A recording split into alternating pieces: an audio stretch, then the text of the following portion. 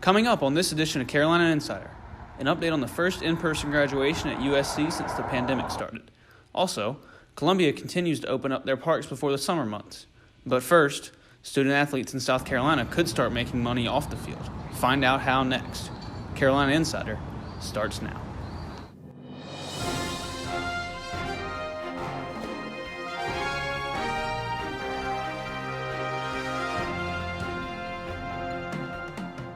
Hello, and thank you for joining us. I'm Jackson Fields. Our top story today, a bill is on Governor Henry McMaster's desk that would allow college athletes to be paid for the use of their names and images. This week, House lawmakers sent the legislation to the governor's desk for final approval. If signed, college athletes could cash in on things like autograph sessions, guest appearances, and sponsorships. South Carolina lawmakers pushed the legislation through after several other states with SEC schools passed similar bills.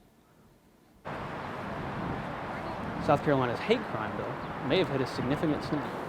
House lawmakers have already approved the bill, but it's stuck at the moment in the Senate Judiciary Committee.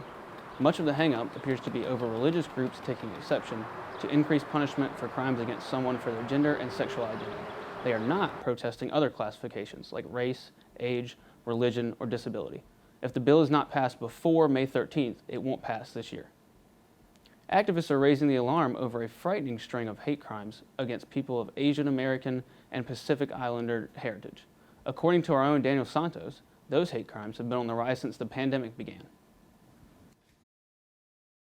At the University of South Carolina, Asian Americans and Pacific Islanders are two distinct and small minority groups and can be seen grouped together under the term AAPI. Recently, advocacy groups have been using the term in their name, even if descriptions and mission statements focus on Asian Americans. Political science professor Dr. Shuang Su said that combining the two groups may help in advocacy efforts.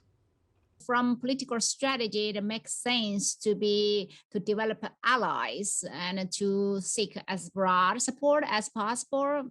Francesca Meza identifies herself as a Pacific Islander and believes that the term should be separate in the context of advocacy.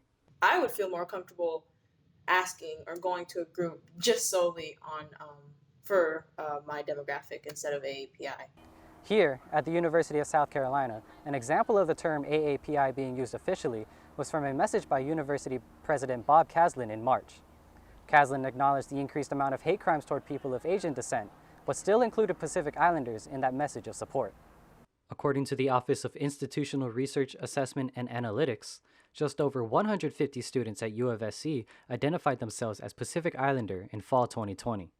This is just a fraction of Asian students enrolled that same term at about 2,000, and a smaller fraction of total students at over 35,000. For Carolina Insider, I'm Daniel Santos.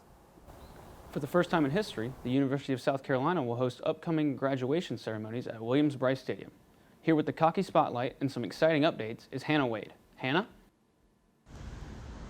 That's right, Jackson. I'm here outside Williams-Brice Stadium, where USC is preparing to hold in-person graduation next week. This will be the first in-person commencement since December of 2019. The university announced last week who would be speaking at the ceremonies. Dr. Elizabeth Baxley, Judge J. Michelle Childs, South Carolina Governor Henry McMaster, and South Carolina Representative G. Merle Smith will be speaking to over 5,000 graduates next weekend. University spokesperson Jeff Stinslin said administration and students are excited for the ceremonies. There's a lot of excitement, not only amongst the graduates and the families, but also amongst staff and the administration. We're really excited that this is the first class of graduates ever to walk across the stage at Williams-Brice Stadium. That alone, I think, is going to be a really special experience. The commencement ceremonies will take place, rain or shine, next week on Friday and Saturday. That's it for this edition of Cocky Spotlight. Back to you in the studio, Jackson. Thanks, Hannah. If you're looking for a place to hang out this weekend, the Strom Outdoor Pool is now open, but with a few changes. The pool will be open 7 days a week from noon to 5. To come to the pool, you'll be required to reserve a spot on imleagues.com. Here's the hitch. You can only stay for 55 minutes at a time. A face mask is required when checking in, but you can take it off at the pool. The City of Columbia has announced plans to reopen its parks and amenities too. The recreational facilities have been closed since the start of the pandemic. According to Parks and Recs officials, they plan to reopen the city's parks on May 3rd. Facilities will require a temperature check and mask to get in and when interacting with staff. At all indoor pools, gyms, and basketball courts, you will be required to wear a mask and maintain social distancing of 6 feet at all times. City officials say this means youth sports can resume. That's it for this edition of Carolina Insider, a student production here in the Kennedy Greenhouse studio in the School of Journalism and Mass Communications. Thank you for joining us. This is our last newscast of the semester. We'll see you back here in the fall.